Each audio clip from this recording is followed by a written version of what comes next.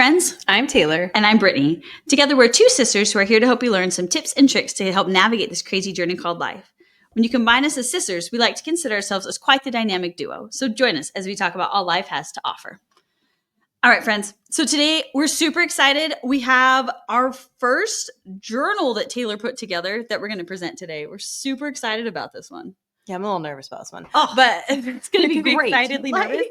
So to start off with the concept, I had lots of people asking, and I had a friend of mine owns a yoga studio that we pair with a lot, and she wanted a journal for like a guided journal for self-worth and knowing your worth. I do the teen yoga program with her, and she was like, you should make a journal. Yeah. And I was like, okay, I can do that. So I kind of was like, and I had a few other people asking stuff. So I was like, we can put something together. So the concept I went with is, if you look at the cover, we have them here. Ta-da! But you're going to notice that it's called Golden, and it has these cracks on it. So I took this from this concept that I love. So we're going to talk about this concept mainly in our podcast today. It's Kintsugi. And this is one of the most absolute, we've talked about it before. We've done a podcast on it and stuff, but we're going to do it again because this is honestly, I think like one of my life-changing concepts that I've ever had introduced to me was this beautiful art form that the Japanese have. So when pottery breaks or ceramics break, instead of throwing that piece away, instead of super gluing it back together or pretending like it never happened, they gather the pieces up and put it back together, but they put it back together with a more valuable item than what it was made of, which is gold or platinum or silver. And they would fix it up or seal up the cracks with the gold. Usually it's gold. And highlight how it was injured, but also highlight the journey that it's been on. And I feel like for all of us, this is the concept of our lives, is that we're meant to get broken over and over again. We're meant to crack, we're meant to break, and we will have so many scars on us. And that our society and life has taught us that we're supposed to super glue ourselves back together, that we're supposed to hide what's happened or hide our cracks. And in reality, I think what makes us more, for lack of a better word, disvaluable, what makes us more like depth of a person is to not super glue yourself back together, but to honor and to highlight and to make those stronger. Because if you think about it, when you're reinforcing with a metal on porcelain, think how much stronger that piece is. Think how much reinforced it is. But it's beautiful. This art form is such a famous art form because of this, right? Yeah. So why are we as people being taught to super glue ourselves back together, to hide our cracks? Why aren't we taught to honor, to highlight, to solidify, and to move forward? And I think that's why I wanted this journal to be based around that. Yeah. I mean, having this flashback, and we'll have to figure out what podcast it was from before, and we can link it in the show notes. But I remember listening to this podcast one time about this group of people that had started like a rehabilitation center. And it was like dealing with like drug addiction and homelessness and people who were in and out of prison. And so they had started this nonprofit organization in this facility where people could go to rehab. And so there was a story of one of these people who had gone and was ready to change their life. And so she walked in and the building was perfectly clean and everything looked so great and pristine. And she felt so unworthy to be there because she was coming off the streets with the drug addiction. And she walked in and she was like, I don't belong to be here. I need to leave. And so she walks in and this lady greets her who's beautiful. Everything looks so great about her, right? But she noticed when she went to extend her arm that she had track marks and cut marks all over her arm. And in that moment, she was like, this woman is healed. This woman is beautiful because of her past, and I can become beautiful like she is. And I feel like that was such a story of Kintsugi down to like, you know, like in our own bodies. Like this woman literally had all of these marks on her arm from her past. And rather than hiding that was something that she was able to connect with somebody else about, to find this beauty and to be like, look what I've overcome and you can too. And I think that really made Kintsugi come to life more for me after I heard that story. Yeah. Just because I was like, how cool, like to physically have that as well. We hide our pieces. We don't need to. Yeah. I think that's the thing that I've loved about being a therapist, that I love about my job, is I see everybody's worst parts, like everything that people want to hide the most from society, everything that people want to pretend like doesn't exist.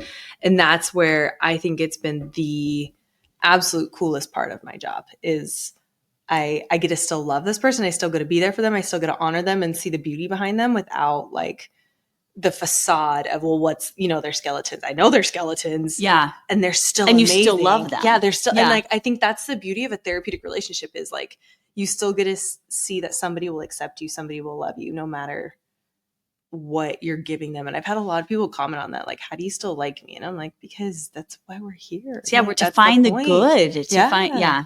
And I think that's what I've always tried to convey to clients, specifically to just people in my life. Like, I want to know what's your story, like and I want to honor it. Like that's the coolest thing. You like, we're here to have a break. And that's what I think, if we can continue to see those breaks in people, to see those demons people are fighting, then how beautiful of a journey are we actually witnessing, instead of the facade of like,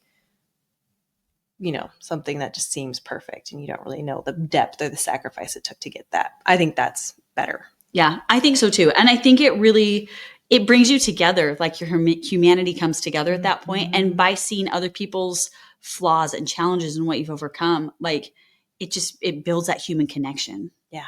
And I think that's super cool. Yeah. Yeah. I really like this concept. I think that's what makes people feel loved, connected. Yeah, I think so. Yeah. Good job, Japanese. Yeah. Japan. And so I like what you wrote here too. It says, this journal is meant to help you identify and honor your breaks, to help you gather your pieces and put them back together. At the end of this journey through life, we too can become something as beautiful as these works of art, and earn your stripes and honor your journey. And I think that you did such a good job with that here of helping people to know their worth, to see, like to go through the process and identify those things that feel like major cracks, and then realize how it has made them a better person. Mm-hmm. It's hard. I think it's really hard. I think this is one of the hardest concepts. And I think this is one of the biggest messages I want every single person to be able to have access to, right? Whether you're a client, a friend, I don't even know you. Like, this is how I was like, okay, I can give people some way to know that you are still loved, you are still valued, you still have something beautiful inside of you. And it's not easy, like finding your worth, like, the way you break it down and being able to honor something that you have deemed as unworthy or deemed as something that broke you, like that's a big word. I have people come in all the time being like, I'm broken, I'm not worth anything. And that is such a depth of like, first off, recognizing that you feel broken, but then like being able to acknowledge that break did happen, did something to you. And then from there, what do you do with it? Exactly. That's heavy. And giving people that space to process that they even acknowledge there was a break is hard. And then being able to give people the space to figure out how to put it back together, hard. And then being able to honor it, hard. So like, that's how I kind of thought when I was going to do this, like, how are we going to break it down? And I was like, okay, we are going to break it down in 3 sections. The first part is just, let's acknowledge that a break happened. Honor the break. You have to do that. What happened? Identify like the areas of life that you feel like you need healing, right? The second part of the journal is going to be the gather the pieces. How do you pull things back together and find the support that you need? And the last part is find or sparkle with gold. And that's where you give it the value, you give it the meaning, you make it be a part of you earning your stripe and a part of your beauty instead of part of your shame. And I think that's my favorite part of the work when I work with clients, is when we start to see the sparkle come out and we start to see the value, we start to see the gold, and it's like, see, you do have, more to you. Yeah. And realizing that it's kind of like you've been beat up and you've been put in this like little rock shaker, for so long, but now here is the beauty that comes out at the end of it. Yeah. Which there always can be if you honor it correctly. Right. Yeah. And I think that's the hard part, is everybody thinks, well, my break is too much. My wound, my whatever is just too much. And it's like, if it's treated the way that it could be treated, then it can always be loved. It can always be honored in the way that it needs to be honored. We just have to find how to do that. Yeah. And it's going to be unique for everybody. And I think it's so empowering too. I know I've talked about this before, the Adlerism. Yeah. How I've been so Adlerian. Yeah. What did I say? Adler, whatever. You had it close enough. Yeah. It was good. But like the Adlerian concept of like being in control of your own life and choosing to find joy, because that's something that you can do. I think that sometimes we get so stuck in the rut of like honoring the break that then we don't see past that. Like, how many people can we think of in life that like they just see the broken and then they get stuck in this like trauma cycle, or they get stuck in this victim cycle, or this mindset of like, I'm broken, therefore that's the end. Like, or this is the card that was dealt to me and I can't there's nothing I can do about it. Yeah. Like, and I get it. Like, life is so hard and it really sucks sometimes. But to have these things where you can pick up the pieces and then at the end that you can feel whole and even better than you were because of them, so empowering. Instead of letting that just like soak in and just like define you. Yeah, I think that's the part, is it can define you how you choose to have it define you. And that can be really hard for some people to hear, especially if their break is extreme or really damaging, and you have to figure out how to present it in the correct way for each person's wound. But at the end of the day, that is how your perspective determines the damage that it does. And that's the thing. There was if you read The Body Keeps a Score, there were studies that showed people who developed PTSD versus didn't develop PTSD, and it can be similar situations of life-threatening situations or other things like that, was determined by how much control they felt like they had and how they perceived the situation based off their own interactions with it, like their perception of, can I react? Can I do something with it? And I think that's a lot of the times the similar thing for our own interpretations of our break or how life hits us. We're all going to get hits. We're all going to take something in our life, and nobody has a perfect life. I guarantee it. You think they do. Nobody does. Yeah. And it's all about like, how are you perceiving your life and what do you choose to do with that perception then? And how do you choose to allow it to determine your then progression? And that's what I think we do have the ability to control. We cannot control how we break. We can't control where we take it. Exactly. Another one that had been really like impactful to me that kind of had like learned, like helped me with this art of like trying to like figure out your journey, right? And like adding your sparkle was Edith Eger. And I've talked about her before too, I know with this. But if you haven't read The Choice, like that was such a good book where she was a Holocaust survivor. And rather than having that define her, she was able to move forward and help other people and like find beauty and love and grace in all of these other components of her life. And it was more than just, I was a victim. Look at these horrible things and all my loved ones died. Like we would all say you're easily justified. Like if you 100%. Want to be bitter for the rest of your 100%. Life, do it. But she honored the break. She gathered the pieces and then she found her sparkle. And not only did she find her sparkle, but she made it her life's mission to help other people heal and find theirs in all their traumatic circumstances. That's how she made her sparkle happen. And it's like everybody's going to have their own different journey to make their gold solidify, to make their gold stay. And that's where I think for her, like she felt more healed by doing that. And I love that for her. But everyone's going to have their own solution for how they do that. Yeah. And it's pretty to see how everyone comes up with their own solution for it. You know, like I love the individuality at this stage. And I think that's what's my favorite stages when they're sparkling, is because you really get to see people's personalities come alive. You get to see why this world is so cool, because everybody comes up with their own thing. And I'm like, I would have never thought of that. You know, like I would have thought of this other thing, and people are like creating dog shelters or like whatever, you know, like whatever it is, really cool solutions. And I'm like, okay, this is your passion now, or like, you know, art or like cooking or whatever. And I'm like, that is what gives us edification. This is where you find your sparkle. Go get it, girl, or guy or person or whatever, you know, like how cool is that? Super cool. And it's just so empowering to realize that we have this within us. Yeah. It takes some work. It is hard to get through the rut. Yeah. But like processing there, I love the way you've broken this down in this journal. Like it really will help like break it down to process through what you're feeling and to end up with this positive outlook. Yeah.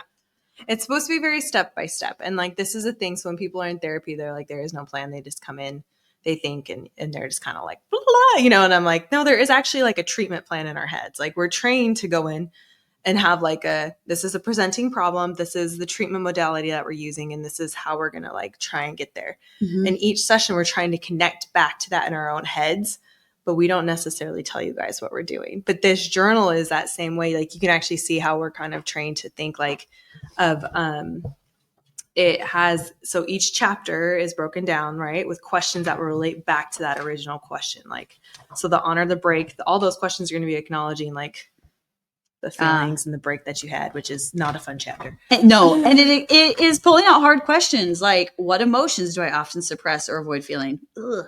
Are there any unresolved conflicts or grudges I'm holding on to?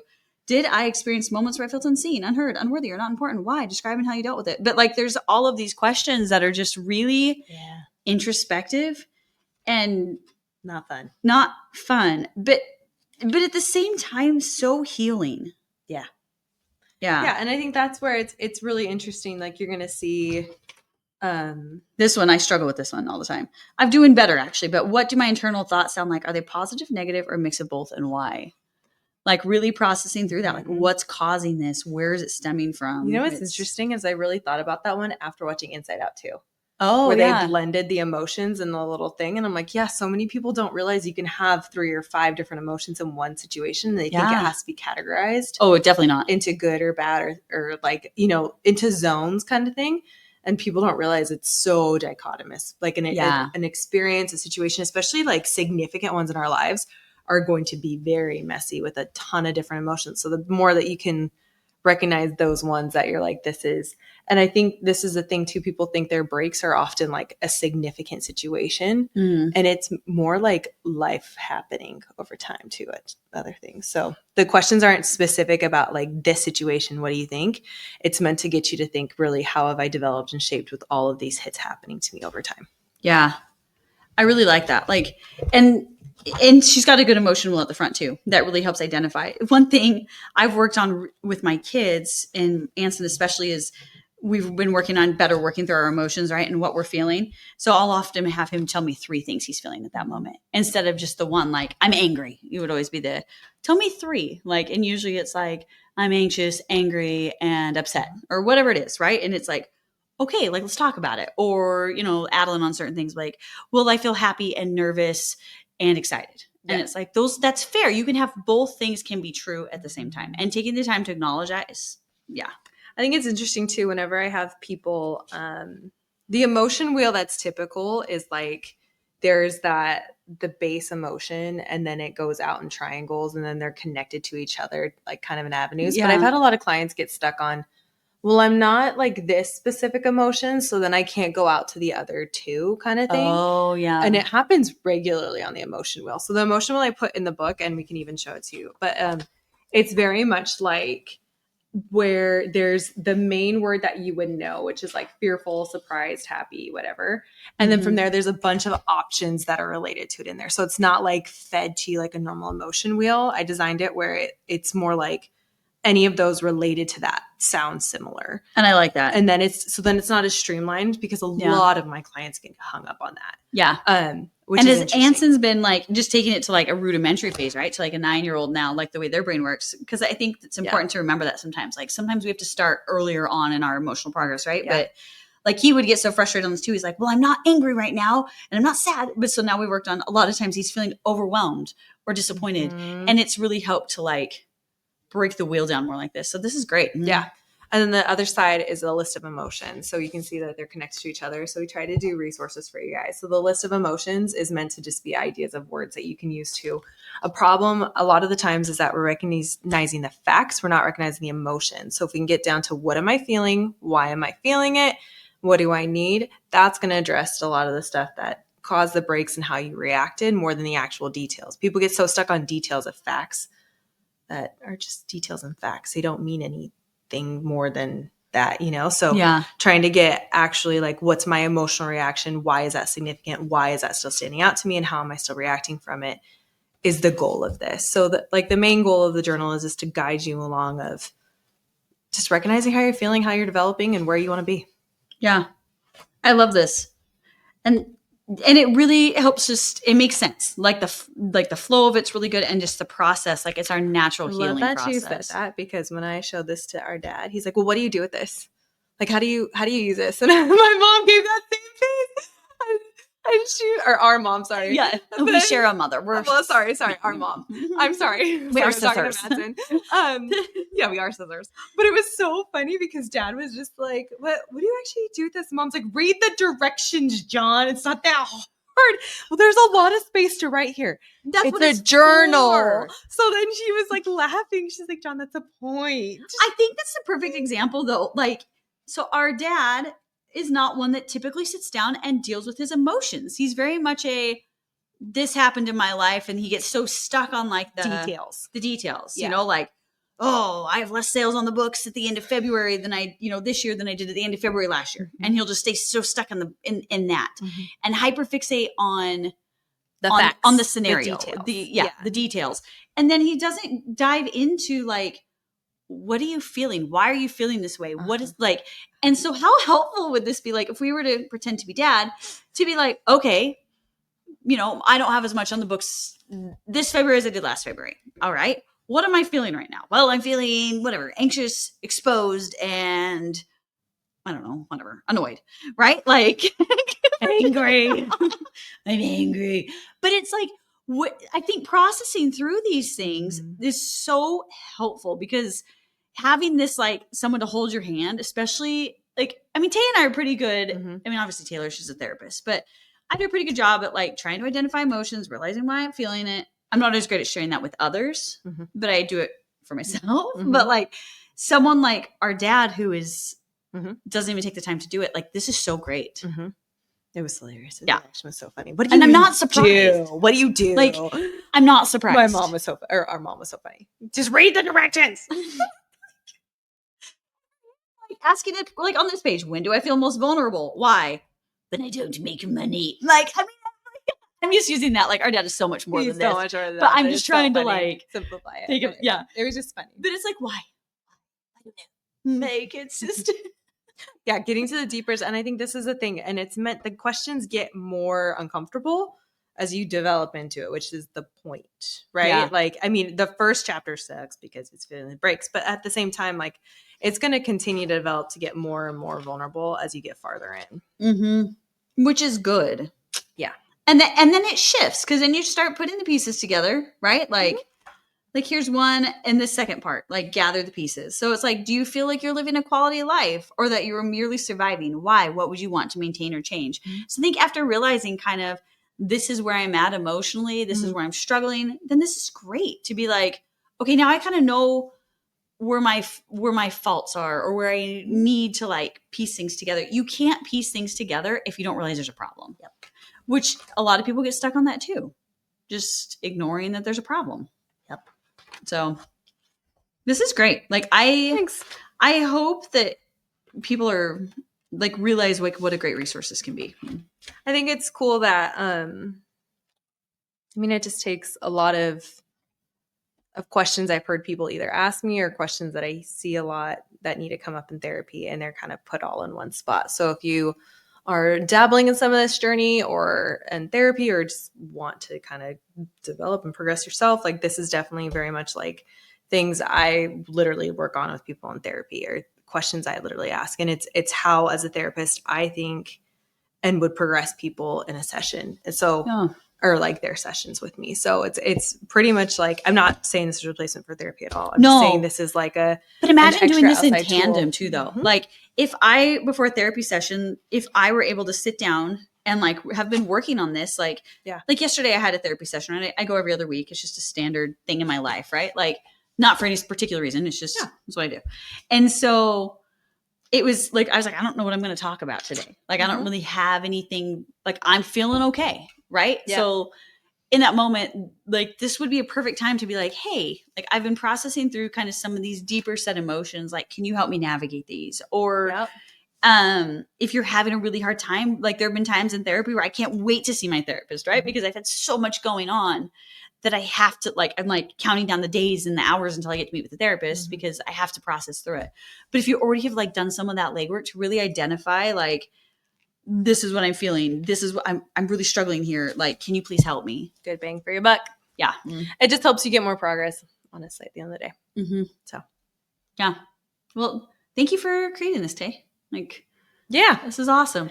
This one, it was I mean, you're always nervous to create stuff, I think, but my goal is to always provide resources. So we did it. So how can people order one of these if they want one? We're going to post them on our website, and they'll be sold through our website. Okay. So Uhane Counseling, UHANE Counseling.